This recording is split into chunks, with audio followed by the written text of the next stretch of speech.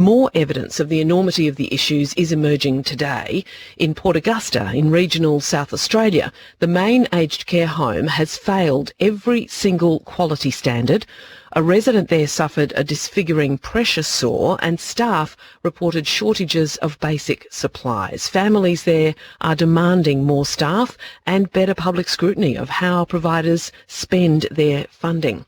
This report from ABC Regional Investigations' Andy Burns and Charlotte King. And just a warning, it does include some disturbing details. She drops one and brings back three.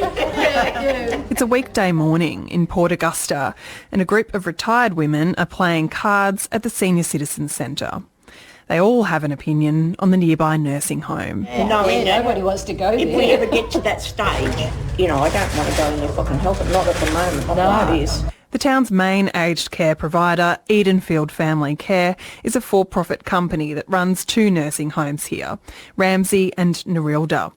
The Ramsey site has failed on every quality and safety measure from the aged care watchdog, in part because of how the home treated Trish Wise's father, Eric. His physical state deteriorated to a point where he almost died. Less than 8 weeks after he entered the home last year, Eric left in an ambulance, permanently disfigured. The 80-year-old requires staff to rotate him every 2 hours to avoid bed sores. Trish Wise says there weren't enough workers to cater to his needs. Through not being rotated adequately, the pressure sore grew and grew to an extent that it was a large wound where flesh was eaten away. The cavity went so deep that his spine was showing through the wound. Eric Wise spent the next 6 months in hospital. The Aged Care Quality and Safety Commission sanctioned the home after it found staff did not have the skills to perform their job and that the home had no framework to prevent abuse and neglect. Staff told the Commission they often ran out of basic supplies like gloves and hand soap and that there weren't enough workers to provide meals or to take residents to the toilet. And then over time, you become incontinent yourself. Cheryl Dawson's mother, Jean, also lives at Ramsey. She says her mother was told she was costing the home through her use of incontinence pads. The next day, she was shaking all over. That's when she told me she'd rather be out with my dad out of the cemetery.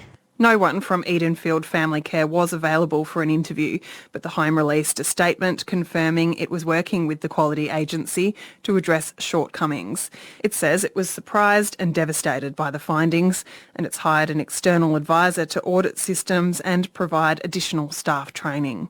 It also says it's made significant progress since the November report, including changes in management and employing additional staff. The men vying to become the next Prime Minister were asked about aged care at last night's leaders' debate. Labor leader Anthony Albanese has promised to put nurses in homes 24/7, a recommendation from the Royal Commission.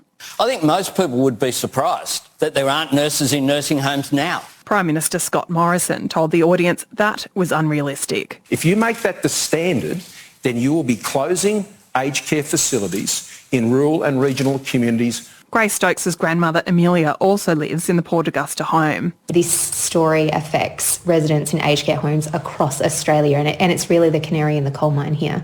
She says it's the aged care system as a whole, not the staff, that are to blame for its failings. I hold the federal government accountable for the failings in the home. Port Augusta's federal member is Liberal Whip Rowan Ramsey. You cannot micromanage every nook and cranny of every organisation. No, I'm a farmer and we work very hard to look after our livestock. But can I guarantee that everybody that deals in that handling system is dealing with that animal in the way that I would deal with them? Well, of course I can't. The Aged Care Minister, Richard Colbeck, said in a statement that he'd been updated on the concerning situation in Port Augusta and had strengthened the regulator's oversight capacity.